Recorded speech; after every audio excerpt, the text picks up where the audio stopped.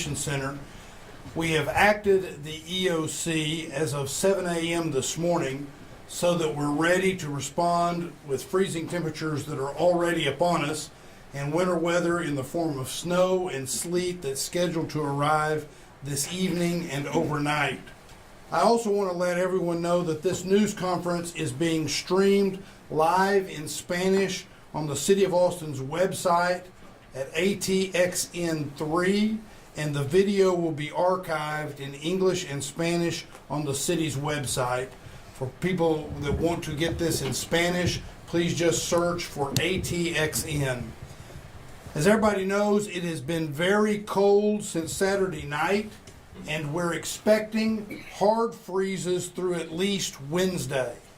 Let me say that again. We're expecting hard freezes at least through Wednesday. And there's precipitation that is expected later tonight, so there's a good chance that we will see some impact from this weather. According to the National Weather Service, we could see a ½ inch to 1.5 inches of snow and sleet that could make travel difficult, it can make it hazardous, and at times dangerous. Most of our school districts, including the Austin Independent School District, have already announced that they will be closed tomorrow. Of course, today is a national holiday that many of us locally are observing, but when we talk about school days starting back tomorrow, please check your school district, but a number of school districts, including Austin Independent School District, have already announced that they will be closed tomorrow. The City of Austin will continue essential services, but we're asking our employees to work from home tomorrow to keep as many people as possible off the roads. However, we at the City of Austin, and along with our partners at Travis County, we are still here for you. We're here for our residents. We're here at the EOC, and we're monitoring and treating roadways. We're also safeguarding our utilities, and we're preparing to respond to any emergencies. With regard to cold weather shelters, we opened overnight cold weather shelters last Saturday night, and those remain open through at least Wednesday. Since today is, as I've already said, a holiday, guests who were at the cold weather shelters last night are able to stay throughout the day today. And we brought in staff to open 3 branches of the Austin Public Library to also serve as warming centers. Those locations are the Terrazas branch, which is at 1105 East Cesar Chavez Street, Ruiz branch, which is at 1600 Grove Boulevard, and Little Walnut branch at 835 West Runberg Lane. Those are warming centers of the Austin that we've opened up, branches of the Austin Public Library. Again, the Terrazas branch, the Ruiz branch, and the Little Walnut branch. We have 24-hour shelters both today and tomorrow. Additionally, the Central Library downtown will open an hour early tomorrow at 8 a.m. and on Wednesday to serve as a warming center for those leaving the overnight shelters. Right after this press conference, Judge Brown and I and Councilmember Jose Velasquez will be visiting the shelter we have at Parque Zaragoza, which is in Councilmember Velasquez's District 3.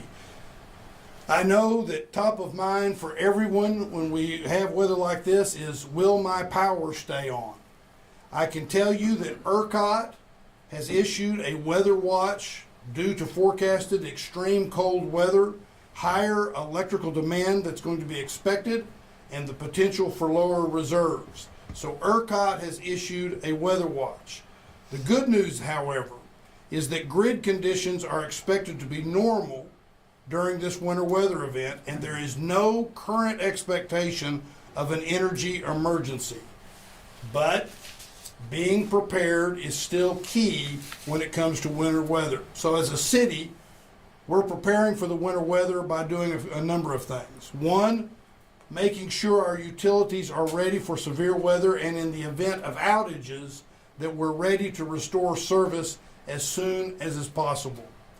As I've already pointed out, providing warming centers and shelters for those who need it, delivering vital information to community members as quickly and as broadly as possible to help Austinites stay safe and informed, and keeping roads as safe as possible, and continuing to deliver the critical city services that our community depends on despite challenges the weather may bring. We also need everyone individually and as families, friend groups, and neighbors to be prepared. So please think through how you're going to be prepared for this very cold weather. Given the precipitation we're expecting, the best thing you can do is stay off the roads unless absolutely necessary. By the way, Capital Metro, we have Capital Metro's CEO here with us today, but Capital Metro will suspend its services at 9 o'clock tonight. So if you rely on Capital Metro for transportation, Capital Metro will be suspending services at 9 o'clock tonight. If you're not in a vehicle by 9 o'clock tonight, you're going to have difficulty. So please make plans for that to occur. Now, some people absolutely have to travel. If you absolutely have to travel, please check official city communications regarding road conditions and any current incidents or road closures. Then, what we do is we suggest that you map out the route that you're going to take so that you can avoid areas where there might be black ice that could form, like bridges and overpasses. Please take the time, if you absolutely have to be on the road, take the time to map that out. Our crews are prepared for potential winter storms, and they're already conducting de-icing, prioritizing our critical roadways and structures that we have in the area. As always, if you see a traffic signal that is out or a hazardous road condition, please stop somewhere safe and call 311 to report that to us. Much like the recent cold front earlier this month, our Austin Energy crews are already, they're all out there, they're ready, and they're on standby to respond safely should outages occur. We ask our community for patience, and if you have to be on the road, please watch out for our crews. Austin Energy, as you know, prepares year-round for extreme weather, including the winter months. The utility weatherizes, insulates, and inspects power plants. It performs inspections, and it upgrades circuits that may be more susceptible to weather issues. Another important thing you can do to be prepared is to sign up for emergency notifications at WARN, that's W-A-R-N, warncentraltexas.org, warncentraltexas.org. You can also download the free Ready Central Texas app, Ready Central Texas. You can download that on your phone, which provides updates and news, emergency plan checklists that you can utilize, and additional resources on how to prepare for winter weather. So we are prepared. We're here at the Emergency Operations Center, but we want everybody to get as much information as we can get to them. Again, I want to thank the media for being here to help us get that out. And I'll now turn this over to my colleague and partner on this, County Judge Andy Brown. Thank you, Mayor. Thanks, Mayor Watson. First, I want to say happy Martin Luther King Jr. Day today. I know I'm going to be spending some time at home tomorrow with kids that are not at AISD, so take a moment to reflect on the teachings of Dr. King tomorrow. Also want to thank all the crews and staff that have been working over the weekend to prepare for this winter weather event that are up here at the EOC, but also in the roads and the streets across Austin and Travis County. About 2 weeks ago, Mayor Watson and I urged the public to be prepared for the winter weather event, and we know that y'all all listen to us because the next winter weather event is now upon us.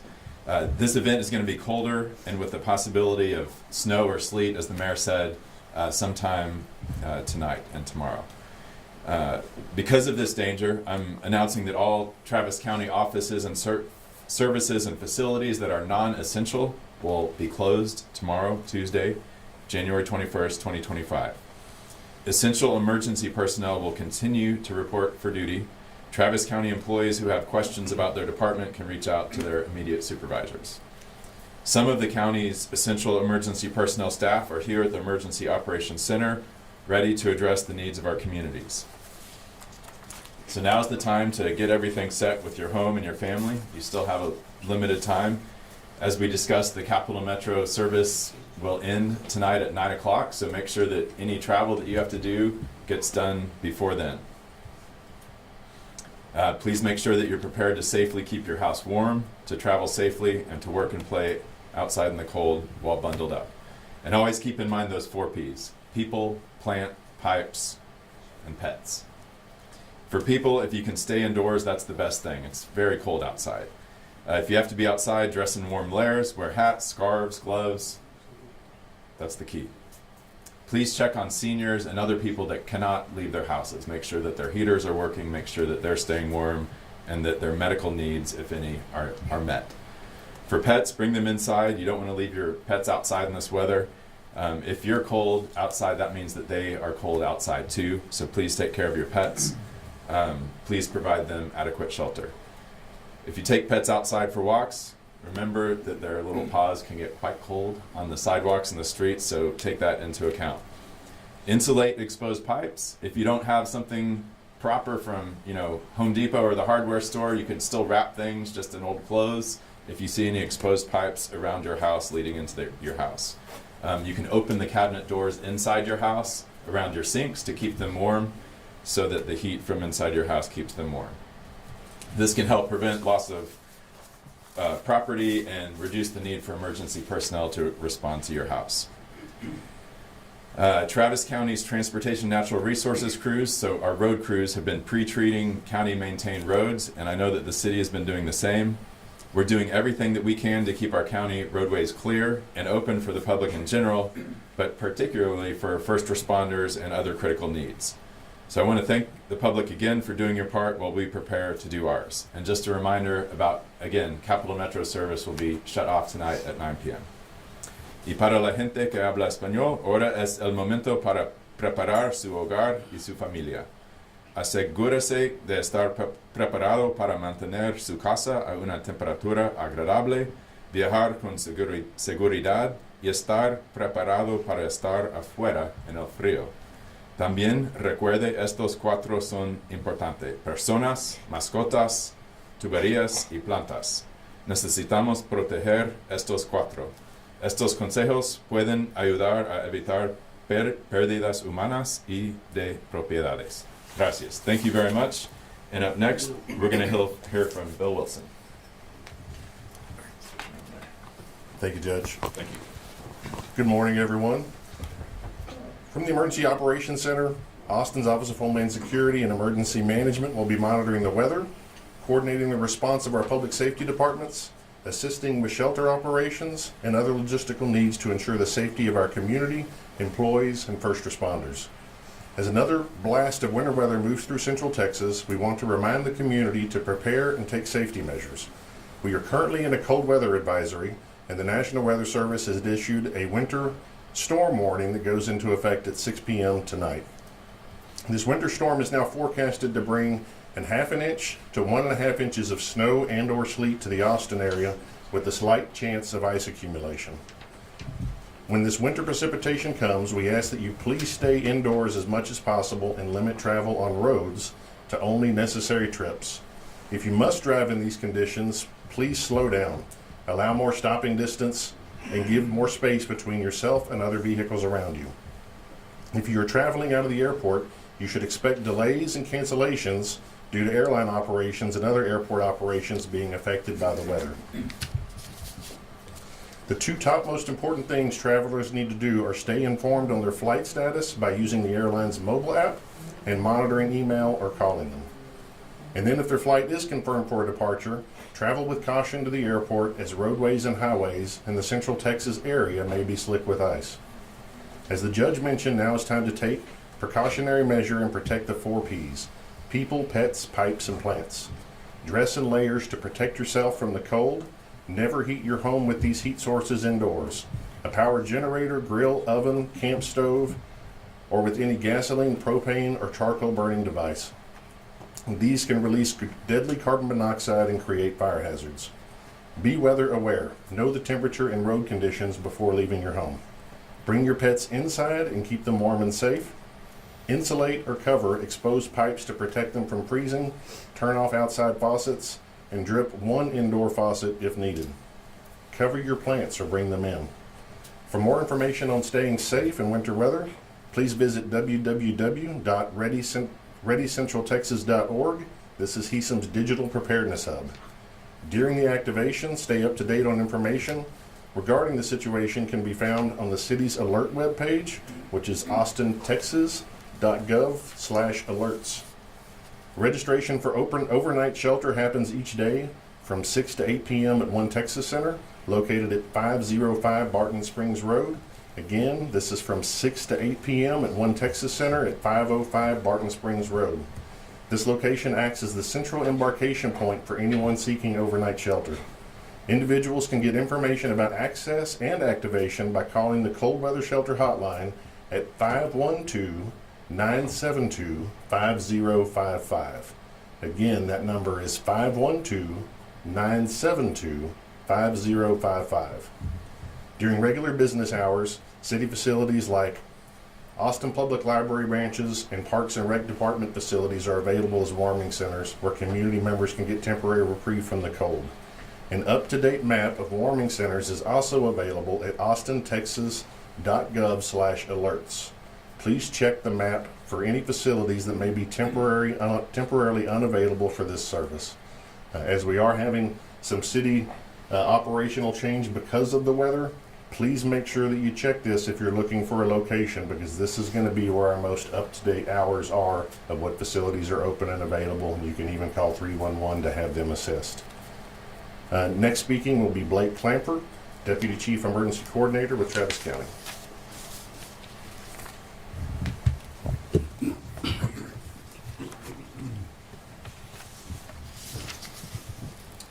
Thank you, Bill. Howdy, everyone. My name is Blake Clamper. I'm the Chief Deputy Emergency Management Coordinator for Travis County. Thank you for being here this morning. As everyone here has said so far, the severe weather is upon us. It's definitely cold outside. For the latest and most up-to-date information from Travis County, I recommend that you follow us on the Travis County social media accounts. You can find information about the current event. You can also find preparedness tips for dealing with this incident. We have accounts on Facebook, X, Instagram, and Nextdoor. It's important to remember that in addition to the city of Austin, there are 21 cities, towns, and villages that are partially or entirely within Travis County. In addition, we have several emergency service districts that provide fire and EMS services, and school districts. Travis County Office of Emergency Management will be coordinating and continuing to coordinate and work with all of these districts and jurisdictions to make sure that their needs are met and to help them out if they need assistance. By working together, we can lessen any potential damages and impacts from the winter storm. Additionally, I'd like to encourage you to visit our website, oem.traviscountytx.gov. There you'll find information about the incident, what the county is doing, and all sorts of great preparedness measures that you can take. Please continue to monitor what's going on around you. Well, the weather's going to be changing, so maintain situational awareness. If you have a NOAA weather radio, that's a great source of information to listen to. And then, of course, monitor local media for the latest. Thank you. Thank you. Judge, you want to say anything else? We can open it up for questions now, but Judge, you want to say something? Okay. Questions? How effective do you think the, what is it, brine, salt, whatever the substance is that's being put on the roads, how effective, anyone here, as far as dealing with this sleet or potentially maybe even freezing rain that might be coming down? Go ahead. Thank you for your question. Richard Mendoza, Director of Transportation Public Works, City of Austin. So the brine solution that we'll be pre-treating our high-priority roadways and elevated structures is very effective at lowering the freezing point of the precipitation. What happens is once you start getting the freezing rain and the ice and snow, it activates with that magnesium and salt content in that treatment, and effectively will lower it, the freezing point, from the normal 32 degrees down into the single digits or lower teens. So it's very effective for us in this region. So treated roads should be not get black ice?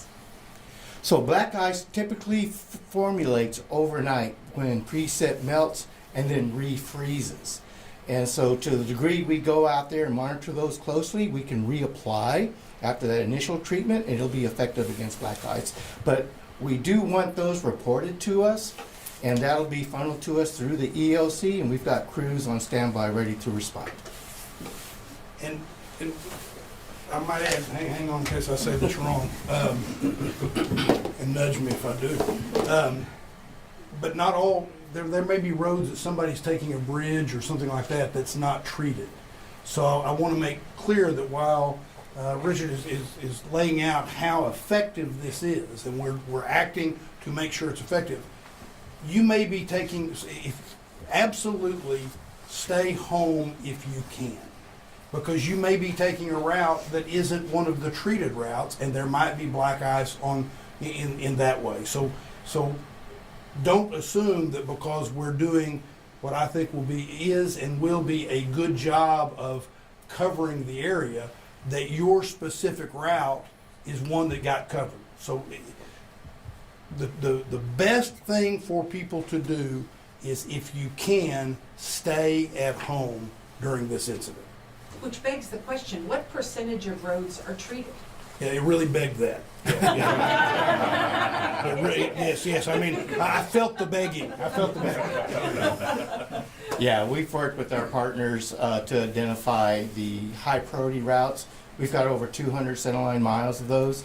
These are going to be the roadways that Cap Metro relies on, the roadways that you access critical infrastructure, water treatment plants, energy plants, as well as our warming shelters. Okay, so a small percentage. It's not small, and it's, if I had to guess, it's probably 20-25%. Estimate, not guess. Yeah, good. Well said. And hey, one thing on that. So all of us live here in Austin, Texas, or Travis County, Texas. I went to college in Colorado, and there's a lot of people that know how to drive in the snow and the ice there. It's a little more unusual here. We're not used to it. And just because you have a four-wheel drive or an all-wheel drive vehicle does not mean you're equipped to drive, especially on the ice that we might see on untreated roads. So again, follow what the mayor said, stay home unless you really have to be out there.